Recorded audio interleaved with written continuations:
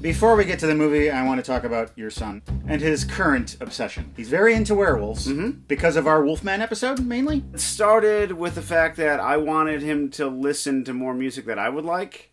I thought Werewolves of London would be good because of the howling. He did like it. After a few weeks, he eventually gets around to asking me what a werewolf is. So I thought, we'll watch The Wolfman.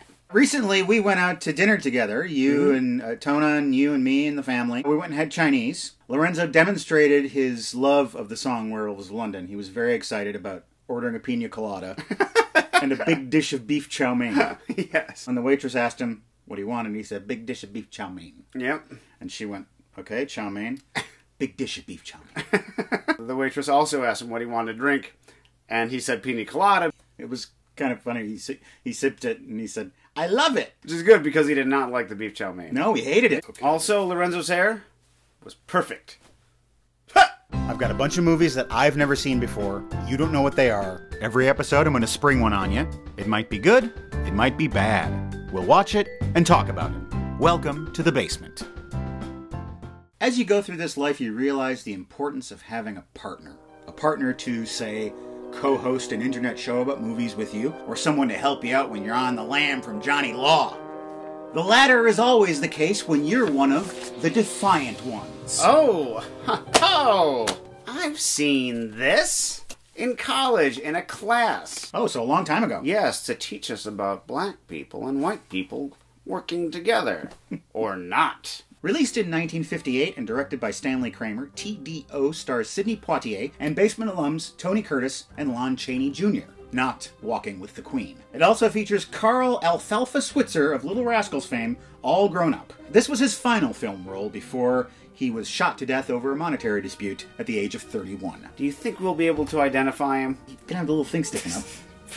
I'm sure he does. Mr. Kramer, it's in my contract. The film won Oscars for Best Black and White Cinematography and Best Screenplay. Sidney Poitier became the first black male to be nominated for Best Actor, and later he would win that Oscar in 1964 for his performance in Lilies of the Field. Now, it's my understanding that you're not a big fan of Stanley Kramer. No. Elaborate on that. He makes issue movies, which I think is good, but it's very hard to do issue movies without having lessons. Spoon-fed morality. Spoon-fed morality. I agree with him 100%. We should have that man over for dinner. We should have judgments at Nuremberg. Well, we'll see if this movie does the same thing or if it's the departure from that. For your gift today, I give you Defiant Ones. Oh, thumb sumo. Well, this will bring minutes of fun for the whole family. Why don't you open those up and Thumb sumos, yeah. we'll have ourselves a little match. These don't really fit on your thumb very well. I know. Get over here, you. Yeah, get over here. I'm gonna get you. You can't actually thumb rub. Well, yeah, I guess you can. Each other's... Ho, ho, ho. Break your chains and run as fast as you can over to the old leather couch where we are going to taste the sweet freedom of watching the Defiant Ones.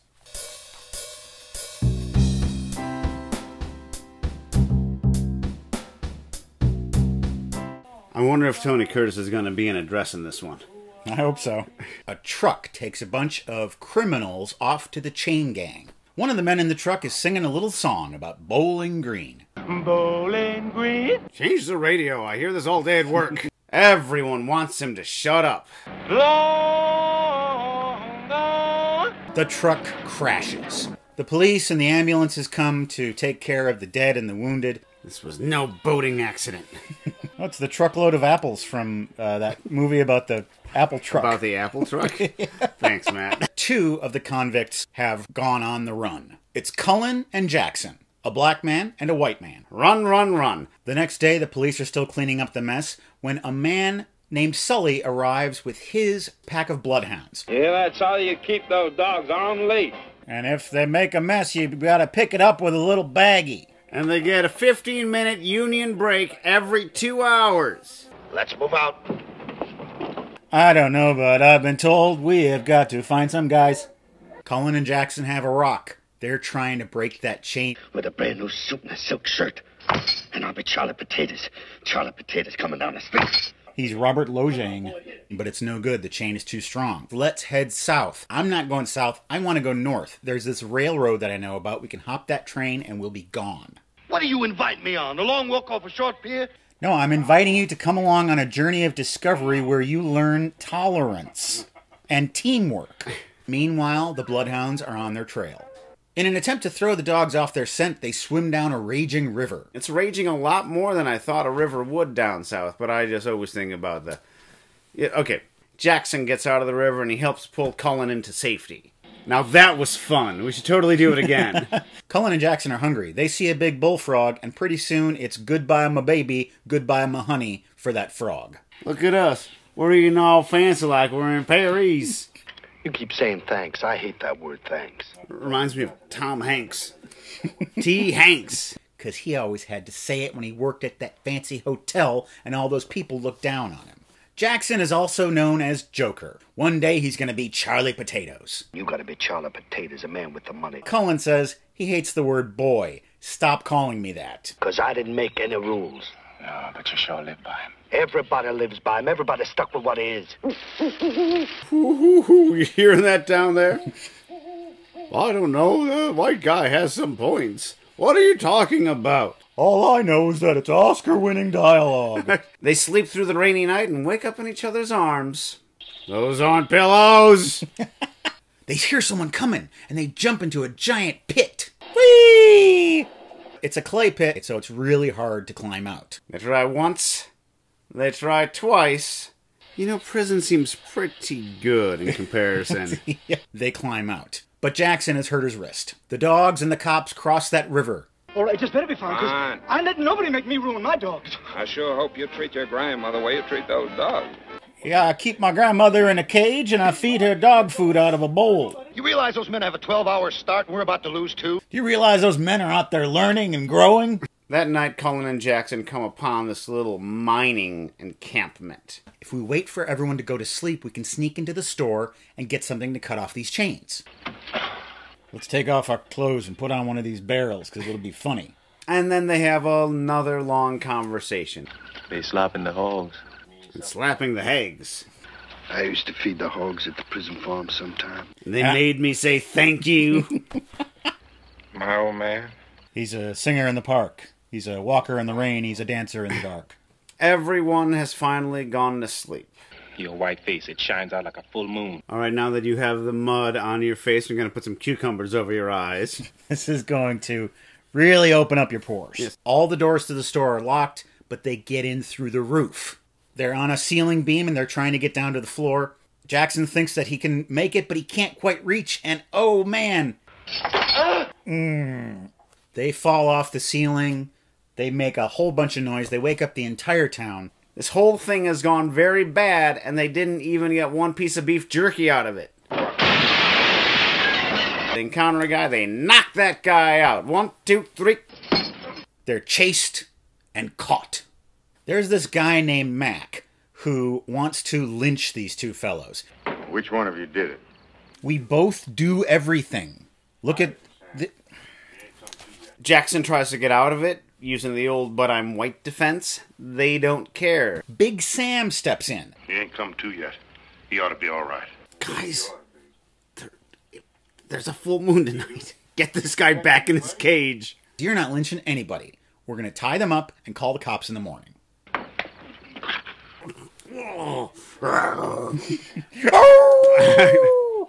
I'm letting you loose. It looks like Big Sam was once a fugitive from a chain gang himself. Get out of here, you guys. You get caught. Wasn't nobody let you loose. It was somebody. It was me. And off they run again. Bye-bye! Now I gotta go find that big doggy. Whee! Whip yippee! Whee! You'd have killed us both if I didn't make you stop.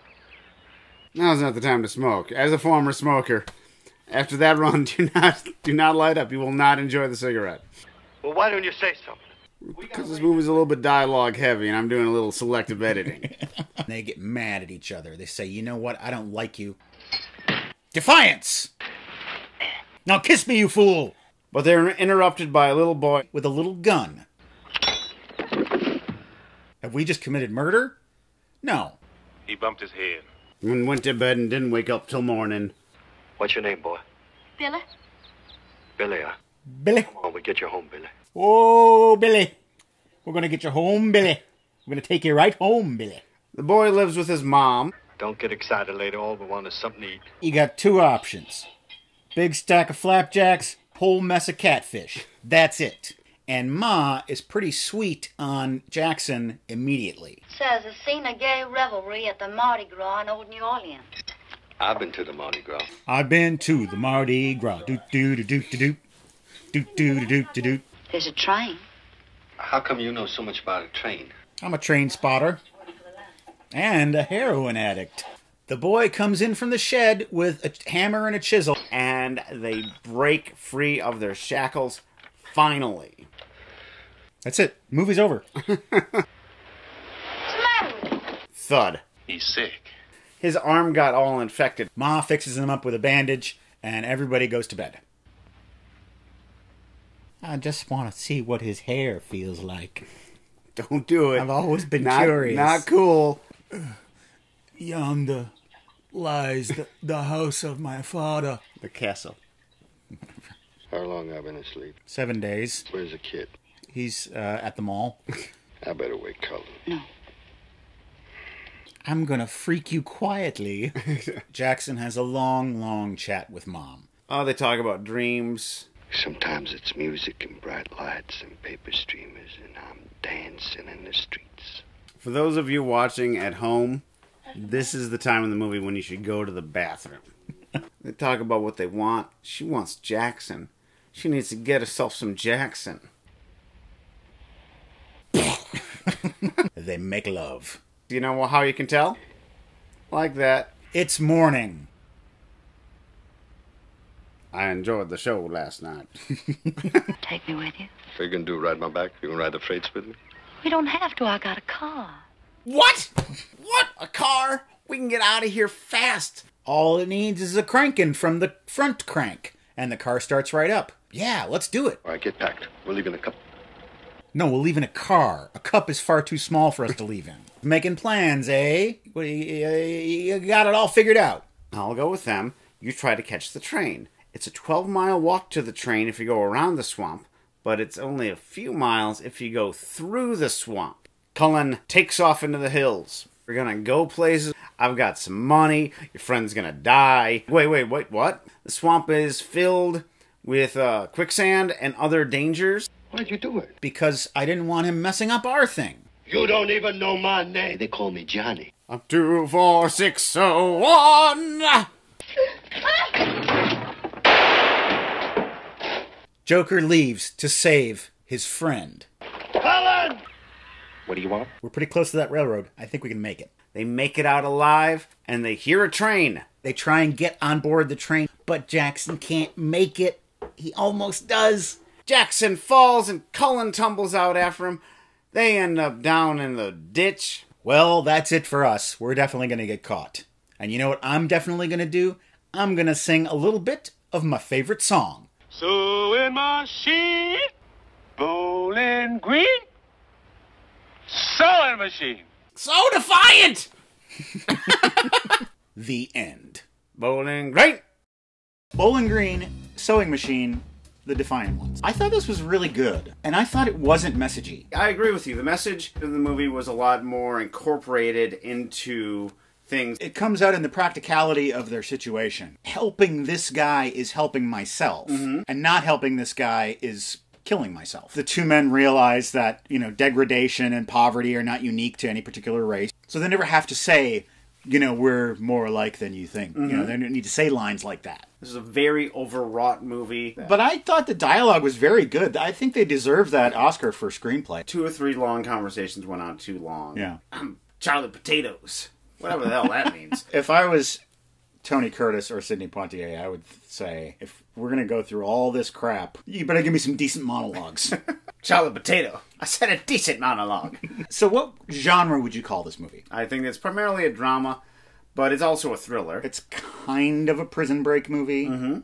It's also an endurance movie, which those have really come back into fashion nowadays. Movies like The Revenant in 1917. How much can we put these characters through, and how will they possibly make it? And this movie hurts. Yeah. It hurts to watch whenever there is some sort of extension of the arm with a chain. Ugh. And it also looks like they were doing their own stunts a lot of the time. A lot of them. Even just that crazy running they were doing. It had to be exhausting. There's an old Hollywood joke concerning this movie. Yeah? Kirk Douglas was offered a role in The Defiant Ones, and he said he'd only do it if he could play the black role. Burt Lancaster was offered a role in The Defiant Ones, and he said he'd only do it if he could play both roles. I'm not sure what it says about either actor. Lancaster doesn't have that much range, for starters. Neither of them are... I auditioned for a play once. What role in the play would you like if you got to choose yourself? And I said that I wanted to play Kate.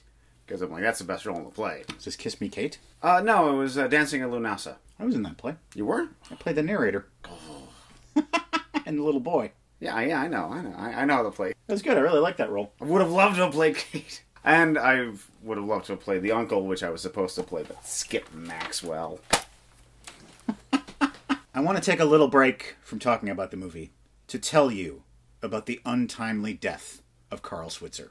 When Carl Switzer wasn't acting, which by 1959 was most of the time, he was either tending bar or training dogs. He was training a hunting dog for a fellow named Moses Stilts. The dog was chased off into the woods by a bear and presumed lost. Alfalfa offered a $35 reward. A man came to the bar where he was working with the missing pooch in tow and collected the reward as well as $15 worth of drinks from Alfalfa in appreciation for finding the dog. It was at this point that Switzer got into his head that Moses Stilts should pay him back that $50. He confronted Stilts angrily at his home and struck him in the head with a glass-domed clock. Stilts pulled a .38 caliber revolver, and after a brief struggle, Alfalfa was shot in the groin. He died on the way to the hospital. I made a lot of fun of the man back during our Wolfman episode, but I thought that Lon Chaney Jr. was really good in this. He was really good in this. Yeah. He was not good in Wolfman, but he was great in this. He was the right guy for the role. And we had Claude Akins, who was actually in a previous episode 2. The Cane Mutiny. Played a man with an untucked shirt. And in here, he was a man with untucked morals. Did they make a remake of this movie? The Man with Two Heads. It is. It's the same movie, yeah. Well, that was The Defiant Ones, and now it's time for us to escape to Seen It. Bowling Green. It I've seen. Justin Kenneth Peterson. Uncut Gems was intense, and that's why I loved it. I've seen it. I have seen it. I've seen that movie. I've seen it. You've seen it? Yes. Wait a second. Wait a second. No, listen to me. Listen to me. I'm telling you that I've seen this movie. I've fucking seen it. I thought it was great. It was a bit intense for me. We did it better the day of.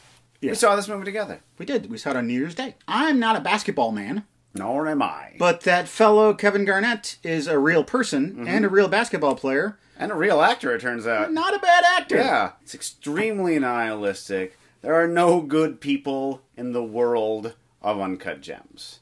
Nor is there rest. The movie's called Uncut Gems. Mm-hmm. But there's only one uncut gem in the movie. That's right. Think about it. Dude, man. I'm not going to give away the ending, but I was genuinely shocked by the ending. In the movie theater, this was me when that happened. E. Alexandra writes, please share your thoughts on Midsommar. Even better than Hereditary, but much more palatable for the horror-verse. Seen it. I got done watching it and I said, hey, Midsommar, Wicker Man much? This is a folk horror movie. A folk horror movie? Folk horror movie. Oh, folk horror. This thing must have satisfied your craving for corpse art for the rest of your life. It's becoming fashionable to do movies about otherism. Okay. Where it's usually some sort of, African tribe or Aboriginal people.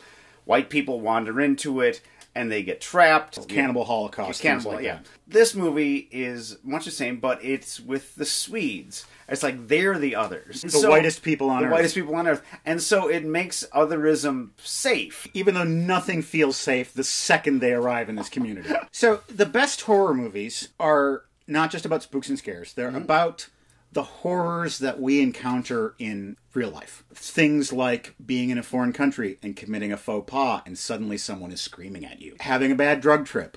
Or being in a relationship where all your friends hate your girlfriend. You know you're not supposed to be in the relationship. You were going to break up with her, but she had this family tragedy, and you can't break up with her then. Feeling trapped, yeah. These are all horrors as well. Yeah. Spencer Riley, I was very impressed with Judy. Renee Zellweger did her homework. Seen it. Not seen it. Renee Zellweger was nominated for Best Actress. She won, of course. But I don't think that Oscar was enough. When someone transforms themselves so completely, vocally, facially, appearance-wise, so as to be completely unrecognizable, and then on top of that, do all the highs and lows of acting, and then on top of that, she sings all the songs, I don't think one Oscar is enough. I think they should have given her 2. You've still won 1 Oscar, but you get 2 statues. I think there's only been one person who ever received 2 Oscars for the same role. The guy with the claws. I forget his name. Harold, what's his name from Best Years of Our Lives? Yeah. This might be the best acting performance I've ever seen. What? I've recently thought that maybe the best performance I've ever seen is by another woman doing another mid-century song and dance performer, Michelle Williams as Gwen Verdon. It's a very similar type of performance. Bombshell. Where are you, Bombshell? Oh no, don't tell me. We don't have one. We don't have a scene it for it. Who's keeping track of these things? Yeah, what are we gonna say? We don't have a thing. Fran Newhouse asks if we've seen Bombshell. Just make it look like you're reading. All right, well, you're doing it. It's a little bit of a lie, but... And it's got to be Fran Newhouse. It does? Yes. Fran Newhouse. Fran Newhouse writes, Bombshell, seen it. Yes, I have also seen it. This is the story of the big scandal at Fox News involving Roger Ailes and Megyn Kelly. Don't forget Bill O'Reilly. The hair and makeup department in this did an amazing job.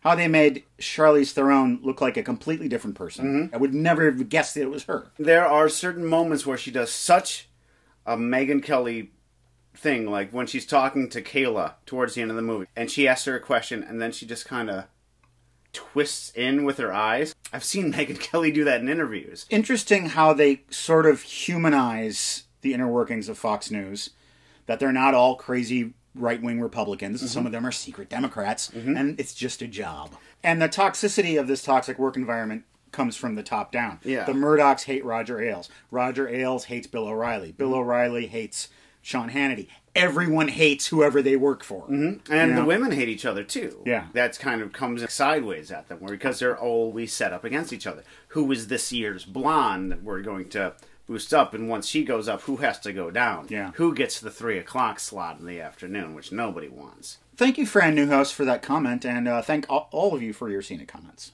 New houses, old houses, all the houses. Is Fran Newhouse going to become our Alan Smithy Jr.?